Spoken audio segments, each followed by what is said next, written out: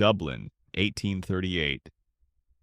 The city was cold, crowded, and teetering on the edge of a scientific revolution. Doctors claimed they understood the human body better than ever. Yet there was one case they refused to speak about publicly, one they wanted buried so deeply that even the medical journals of the time avoided mentioning it by name. Because that year the Callahan twins were born, two children whose existence defied everything science believed it understood. Twins who moved in perfect unison, who spoke in a way no one could decode, and whose connection became so unsettling, so unnatural, that officials attempted to erase every trace of their story. Tonight, we're uncovering what really happened in the sinister case of the Callahan twins. The mystery Dublin tried to forget and science tried to erase. Before we dive in, make sure you hit that subscribe button so you never miss our deep dive historical mysteries. And tell me in the comments where in the world you're watching from.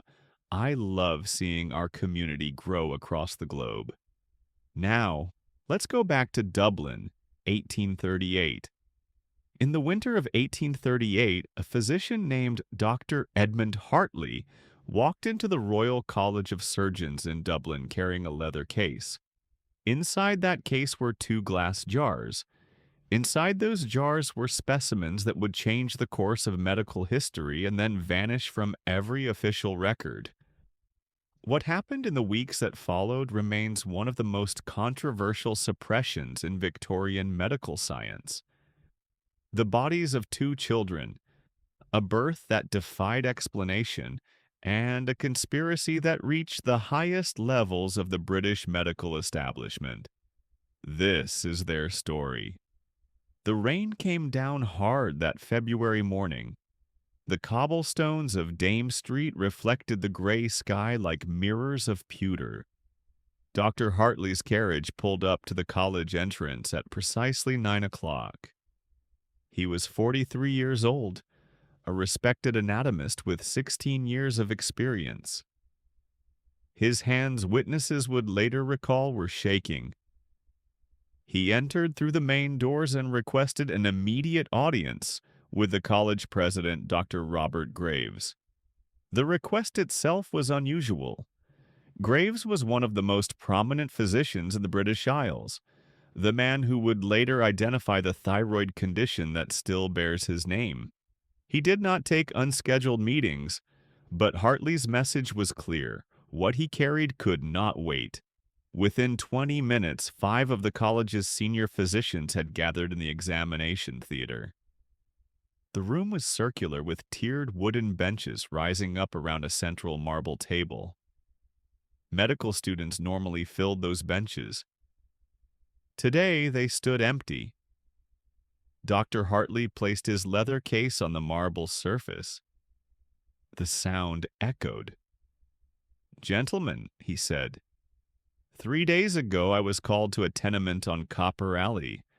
A woman had gone into labor. What I delivered will challenge everything we understand about human development." He opened the case. The first jar contained what appeared to be a normal human infant, perfectly preserved in spirits. The second jar contained another infant, identical in every visible way. But these were not simply twins. They were connected, not conjoined in the traditional sense, not sharing organs or limbs, something far more complex. Something that, according to the notes Hartley provided, should have been biologically impossible. Dr. Graves stepped forward. He was a tall man with thick white sideburns and eyes that had examined thousands of cadavers without emotion. But his voice, when he spoke, carried an edge the other physicians had never heard before. "Where is the mother?" "Dead," Hartley replied. "She hemorrhaged within an hour of delivery. The father disappeared before I could question him. The midwife who assisted me is an old woman named Bridie Walsh. She lives on the same street. She's the one who sent for me." And these children, they were born alive? Hartley hesitated. That hesitation would become significant in the days to come. "Define alive," he said. The room went silent. For the next 6 hours, the physicians examined the specimens. They took measurements. They made drawings. They argued about anatomy, about possibility, about whether what they were seeing was a hoax or a miracle or something else entirely. By 3 o'clock that afternoon, a decision had been made. The case would be studied in absolute secrecy. No papers would be published, no students would be informed, and most importantly, no record would be made in the college's official ledgers. Dr. Hartley was told to return to Copper Alley and gather whatever information he could about the mother and father. Every detail mattered, every piece of the puzzle. He left the college at 4 o'clock. The rain had turned to sleet. He never made it back to Copper Alley. To understand what happened next, we need to go back to the place where this story truly begins. Number 14, Copper Alley, a building that no longer exists on maps. A building that was quietly demolished in 1841, just 3 years after the birth. Copper Alley ran between Dame Street and the River Liffey, a narrow lane thick with the smell of tanneries and breweries. It was a poor area, crowded with families who worked 12-hour days for wages that barely covered bread and rent. The buildings were Georgian, but they had fallen into disrepair. Cracks ran up the walls like veins. The windows were covered with oiled paper instead of glass. Number 14 was 4 stories tall with a basement. Each floor contained 2 rooms. Each room housed a family. The building, in total, held approximately 35 people, though the exact count varied by the week as workers came and went seeking employment. The Callahan family occupied a single room on the 3rd floor, the eastern room facing the street, 10 feet by 12 feet, 1 window, 1 door, a fireplace that shared a chimney with the room. Above, Thomas Callahan was the father, 28 years old, a dock worker who loaded and unloaded ships at the Liffey Quays.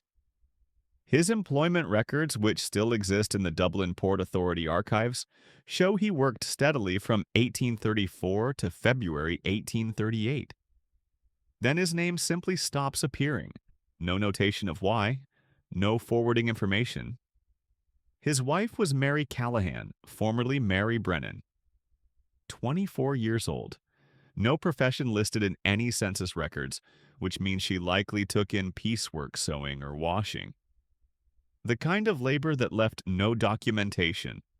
The kind of work that could be done while heavily pregnant.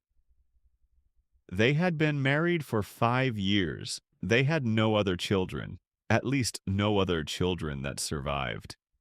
Parish records from St. Audouin's Church show that Mary Callahan had given birth twice before, once in 1835 and once in 1836. Both infants were stillborn. Both were buried in unmarked graves in the church cemetery. This was not unusual for the time. Infant mortality in Dublin's tenements exceeded 50%. But the priest who recorded these burials, Father Declan Murphy, made an unusual notation in the parish register. Next to the second stillbirth in January 1836, he wrote 3 words in Latin: Partus monstrosus inspectus. Monstrous birth observed. He never elaborated. When researchers later tried to locate Father Murphy for questioning, they discovered he had left Dublin abruptly in 1838. He transferred to a rural parish in County Mayo and died there in 1843. His personal papers were burned after his death, supposedly at his own request. So, what did Father Murphy see in that stillborn child? What made him use the word monstrous? And did it have anything to do with what would be born 2 years later?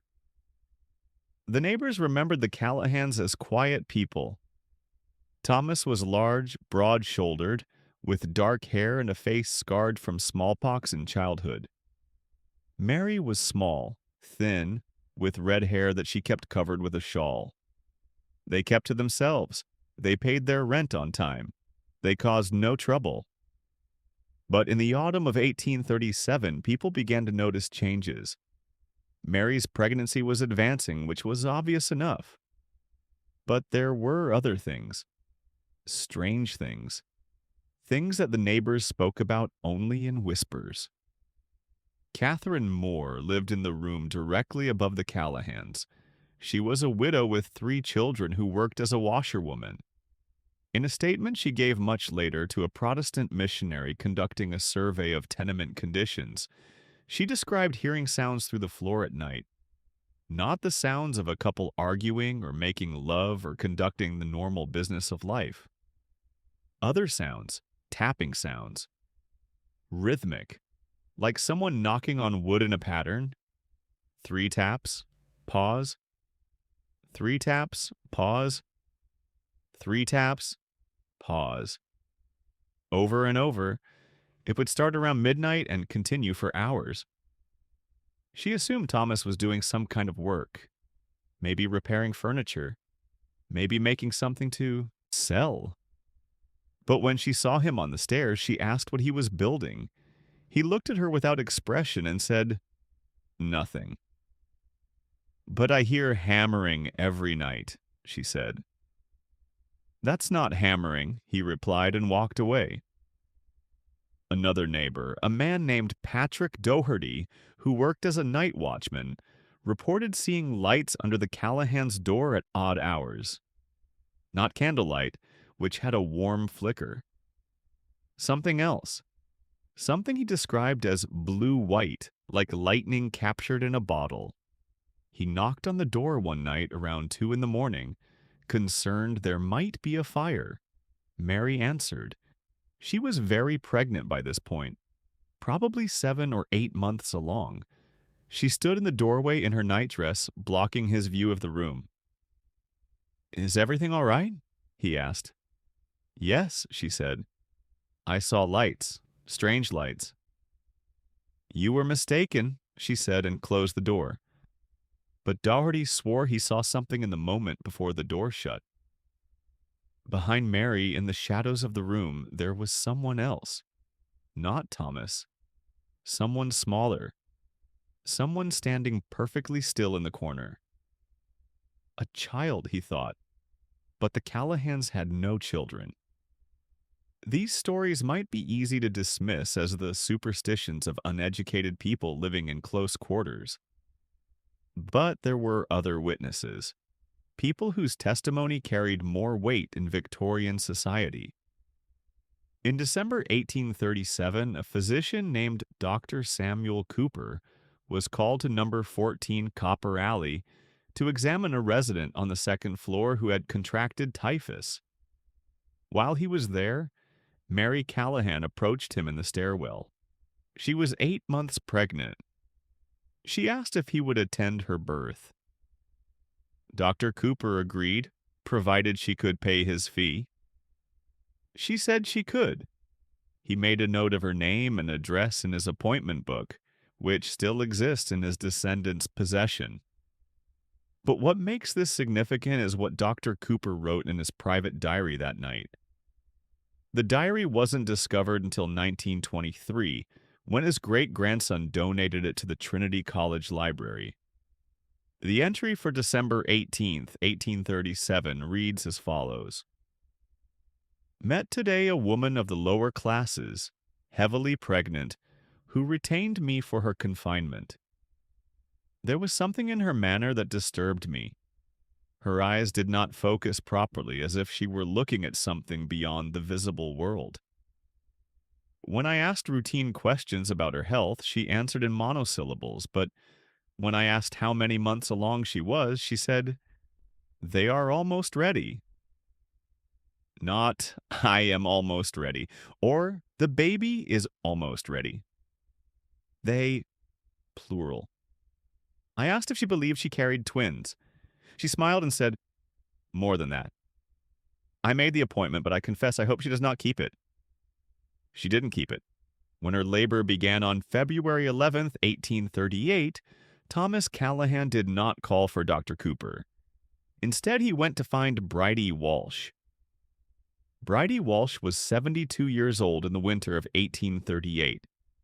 She had been delivering babies in Dublin's tenements for more than 50 years. How many babies exactly, no one could say.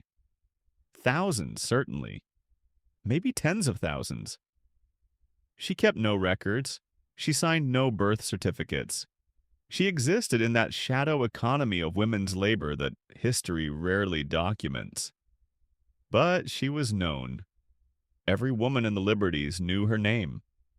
If you needed a birth attended or a miscarriage managed or certain herbs that the apothecaries wouldn't sell, you went to Bridie Walsh.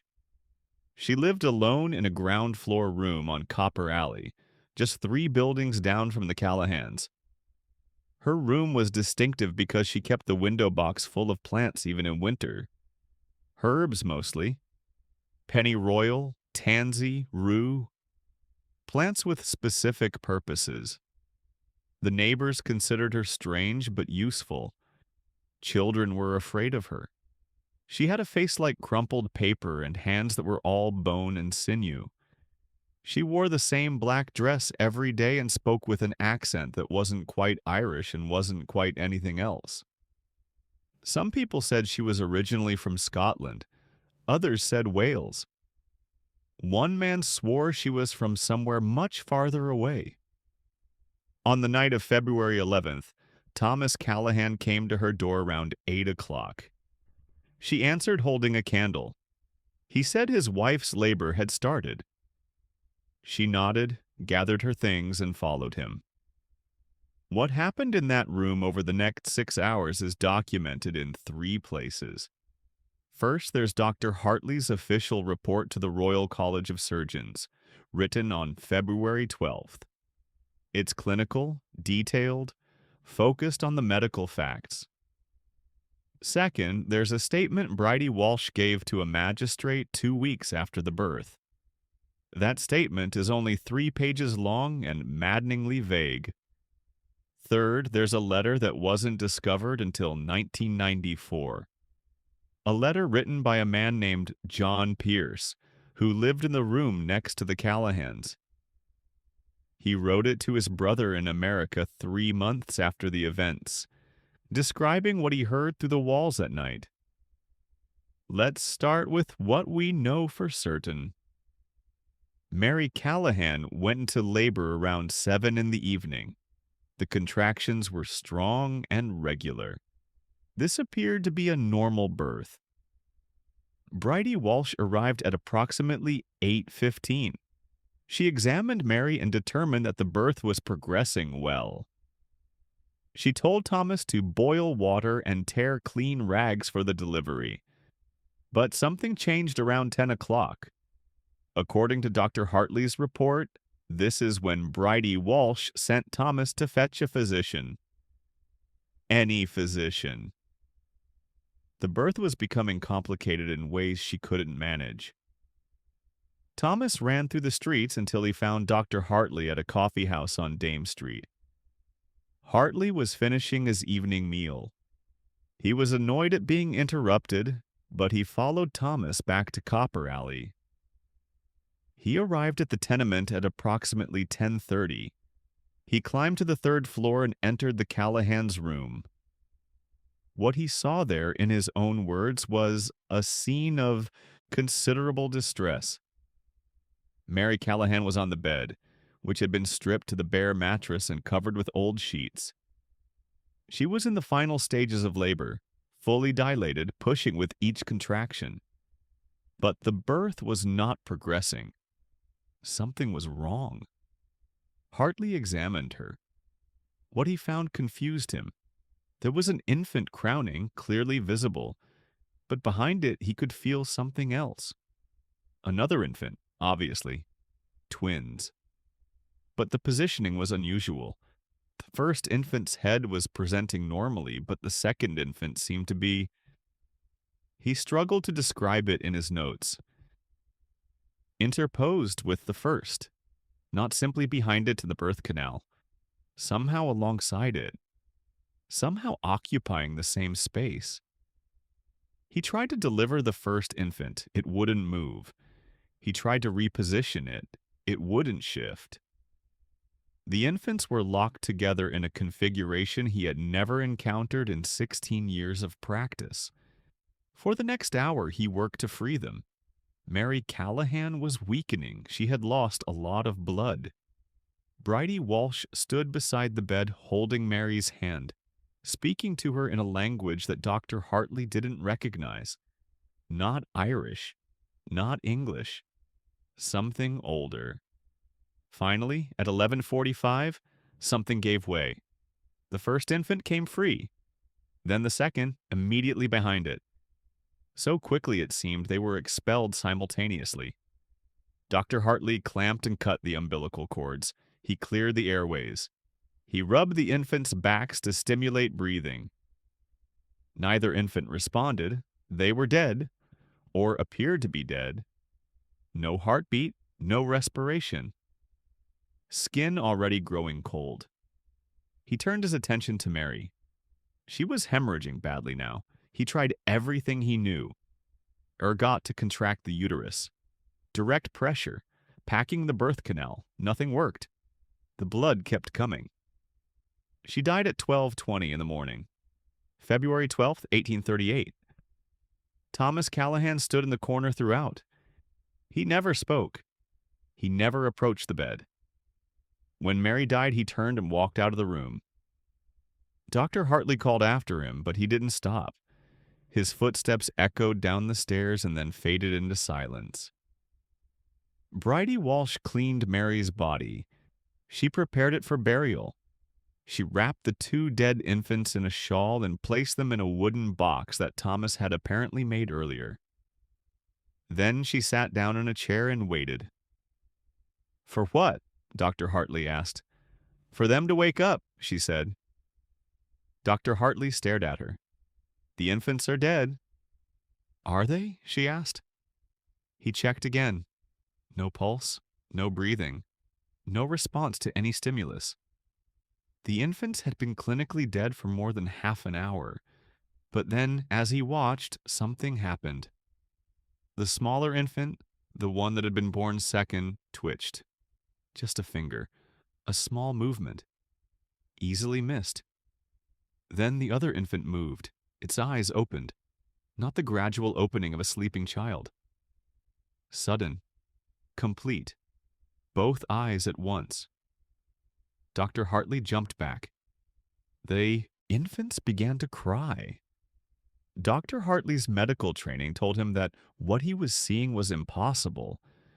Dead infants do not spontaneously revive after 30 minutes, especially not infants who were stillborn, who never drew breath in the first place. But his eyes told him something different. The infants were alive. They were breathing. They were crying with the strong, angry wails of healthy newborns. He examined them quickly, working by the light of 2 candles while Bridie Walsh watched from her chair. Both infants appeared to be full term, approximately 7 pounds each. Both were male. Both had the same features: dark hair, pale skin, long fingers. They were identical in every visible way. But there were anomalies, things that didn't make sense. First, there was no vernix caseosa. That's the white waxy coating that covers infants at birth. Every baby has it, these didn't. Second, their umbilical cords were unusual. Normally, a cord is about 20 inches long, thick as a finger, bluish white.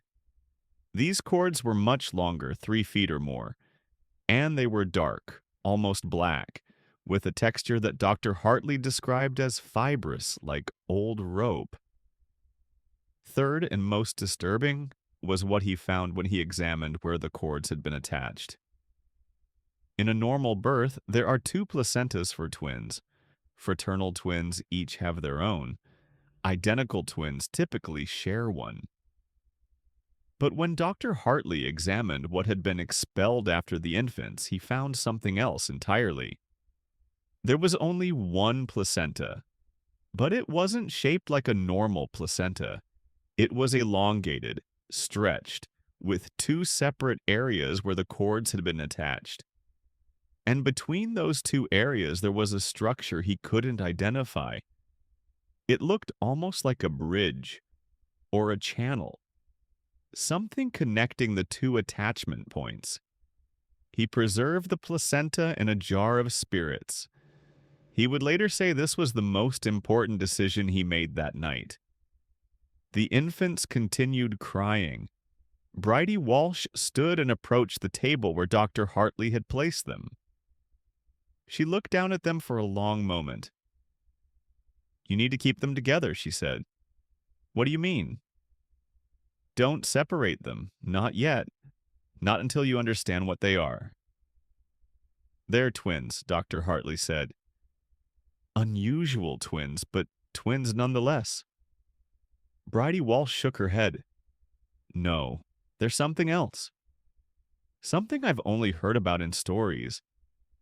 Something that shouldn't be possible in this age of the world."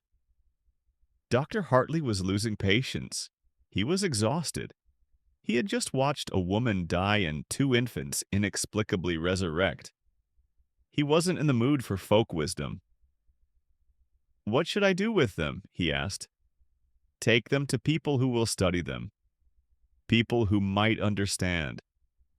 But be careful. There are forces at work here that you cannot see." "Forces?"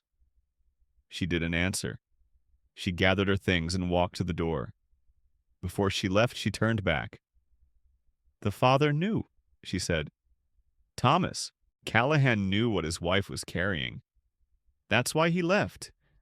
He didn't want to be here when they woke up." "How could he have known?"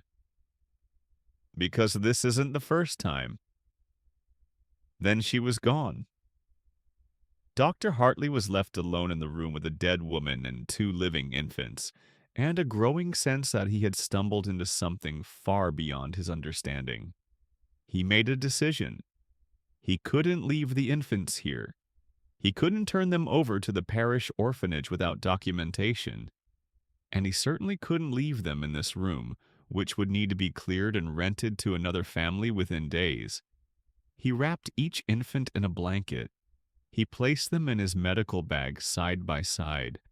Then he carried them down the stairs and out into the February night. The next morning, February 12th, he preserved them. This decision would be criticized later by the few people who knew about it. Why kill living infants for the sake of study? But Dr. Hartley's notes make his reasoning clear. The infants were dying. By dawn, they had stopped crying. They wouldn't feed. They barely moved. Whatever strange vitality had animated them after the birth was fading rapidly. He made the decision as a physician, not a murderer. He gave them laudanum to ease their passing. Then he placed them in jars of preserving solution while their bodies were still fresh, still useful for study. That's what he told himself. That's what he wrote in his notes. But there's another document, found years later in his personal papers. A letter he wrote but never sent, addressed to no one in particular. In it, he admits something different. "I killed them because I was afraid of what they might become if I let them live." By 9 o'clock that morning, he was standing in the Royal College of Surgeons with his leather case, requesting an emergency meeting, and that's when the suppression began. The Royal College of Surgeons in Ireland was founded in 1784. Its building on St. Stephen's Green was a monument to Georgian architecture. Clean lines, perfect proportions, a facade that suggested reason and order. Inside, the college housed one of the finest medical libraries in Europe, and an anatomical museum that contained thousands of specimens. This was the age of anatomical collection. Every medical school wanted specimens.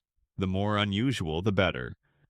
Birth defects, tumors, skeletal anomalies, anything that might teach students about the varieties of human form. The Hunterian Museum in London had more than 13,000 specimens. The College of Physicians in Edinburgh had thousands more. So when Dr. Hartley presented the Callahan twins, the initial reaction from the assembled physicians was excitement. This was a valuable find. This would enhance the college's reputation. Papers would be published. Students would come from across Europe to study these remarkable specimens. But that excitement lasted only as long as the first examination. Dr. Robert Graves took the lead. He had the most experience with anatomical anomalies. He had published papers on conjoined twins, on cyclopia, on anencephaly. He had seen birth defects that would make most people ill. He thought he was prepared for anything. He was wrong. The problem became clear within the first hour of examination. The twins were not conjoined in any traditional sense. Their bodies were completely separate. Two distinct circulatory systems. Two distinct sets of organs. No shared tissue anywhere. But there was something connecting them. Something the physicians couldn't quite see but could measure the effects of. Dr. Graves began with the skulls. He noted that both infants had unusually thin parietal bones. That's the part of the skull that forms the top and sides of the head. In a normal infant, these bones are thick enough to protect the developing brain. In the Callahan twins, they were almost translucent. You could see the outline of the brain tissue beneath. He made an incision in the first twin's scalp and carefully peeled it back. Then he used a small saw to remove a section of skull. What he found inside stopped him cold. The brain was normal in size and structure. The cerebrum, cerebellum, brainstem, all present and apparently healthy.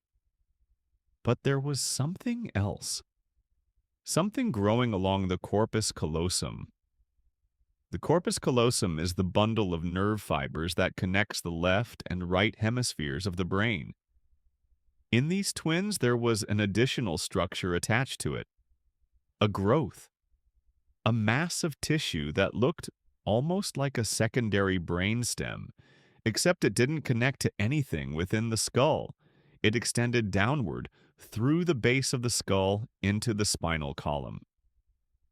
Dr. Graves traced it as far as he could with a probe. It extended down through the vertebrae, surrounded by the normal spinal cord, but separate from it, like a second nervous system running parallel to the first. He opened the second twin's skull.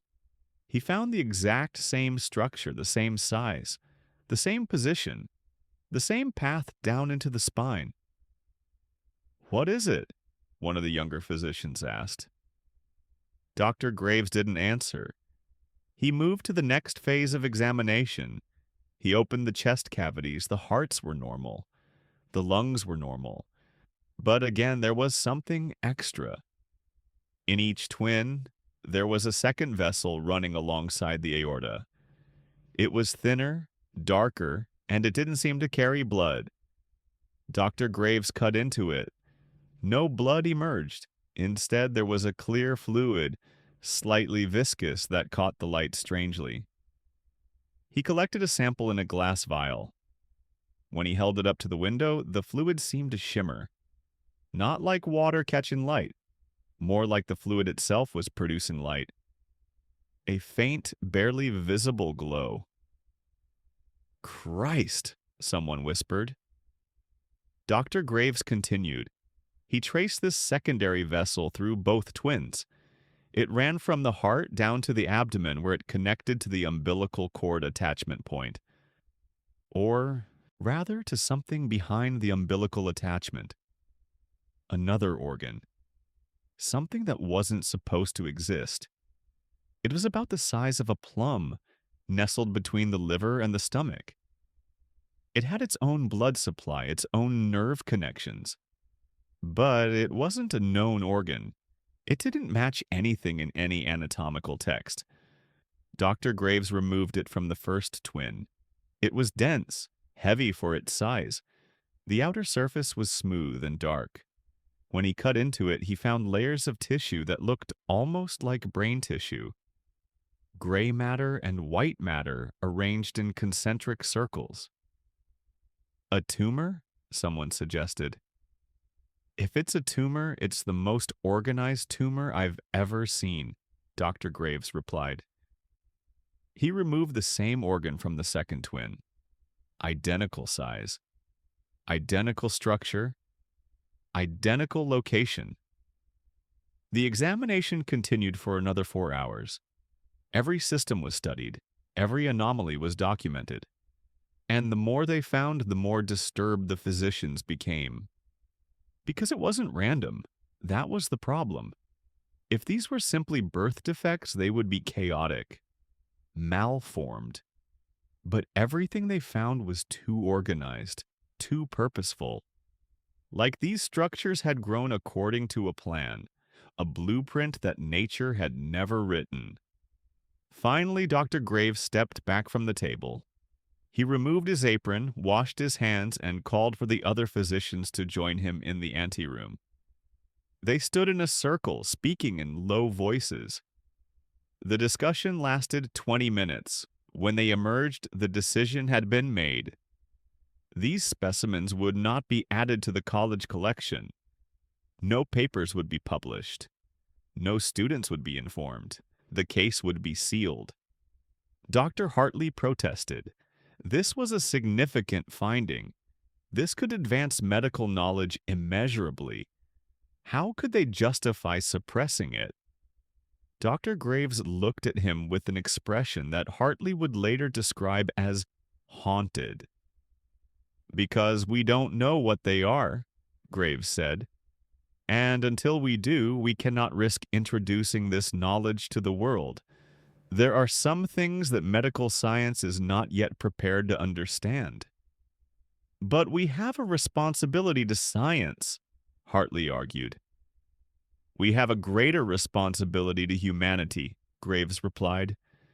These infants were born alive. They died and then revived. Their bodies contain structures that do not exist in any anatomical text.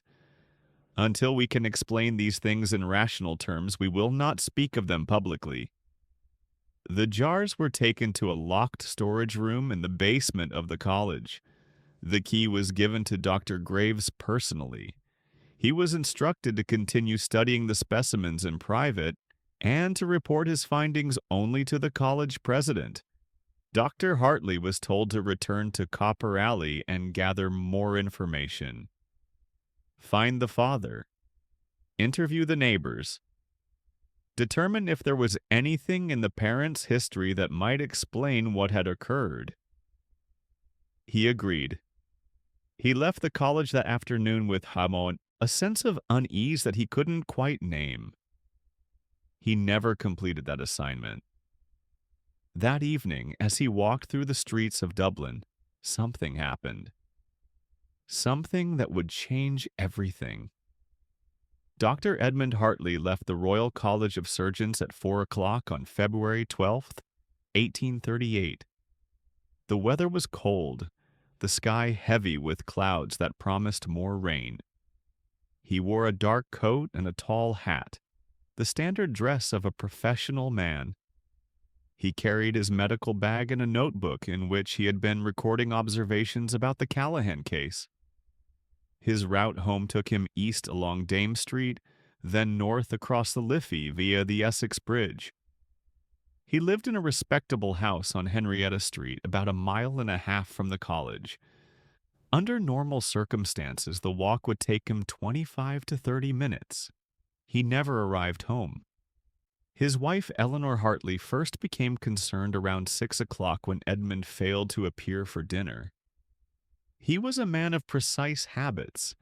He was never late without sending word. She waited another hour, thinking perhaps he had stopped at a coffee house or been detained by a patient.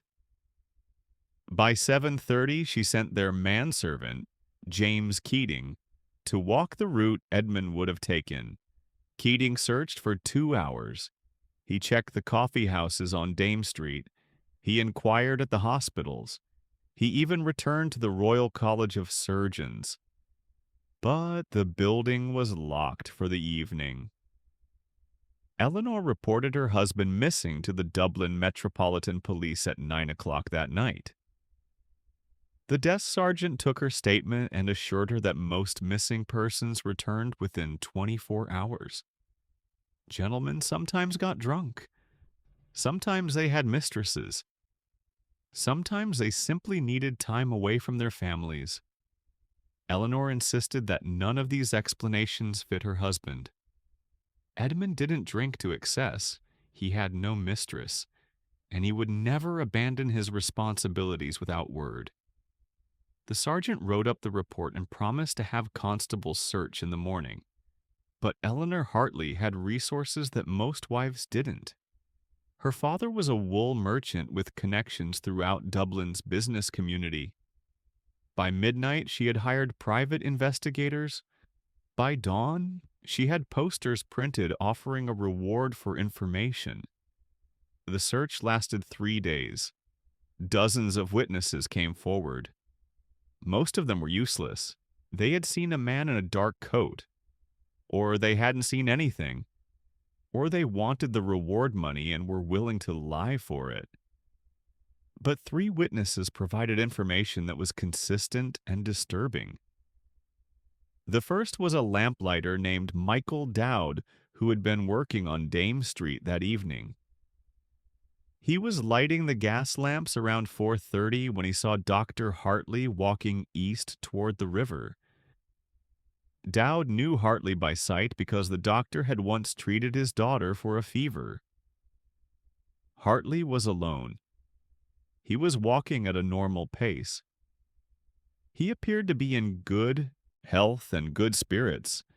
But Dowd noticed something unusual. There was a man following him, staying about 20 yards back, matching his pace. When Hartley stopped to let a carriage pass, the man stopped. When Hartley continued, the man continued. Dowd thought it was odd but not alarming. Perhaps the man was simply going the same direction. But the way he moved, the way he kept his distance, it suggested something more deliberate. Dowd described the man as tall, thin, wearing a long dark coat and a wide-brimmed hat that shadowed his face. He carried nothing. His hands were in his pockets. His gait was smooth, almost gliding. The second witness was a fish seller named Anne O'Brien who had a stall near Essex Bridge. She was packing up her goods around 5 o'clock when she saw a gentleman in a dark coat approaching the bridge. She remembered him because he stopped in the middle of the bridge and looked down at the water for a long moment, as if he had lost something or was trying to remember something. She thought he might be suicidal. People jump from that bridge regularly. She was about to call out to him when another man approached. Tall, thin, wearing a hat that hid his face. The 2 men spoke. She couldn't hear what they said. The conversation lasted less than a minute. Then the tall man gestured toward a nearby alley. The gentleman hesitated but then followed. They disappeared into the alley together.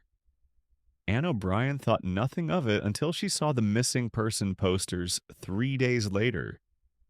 The third witness was a beggar named Thomas Kelly who slept in the alley off Essex Bridge.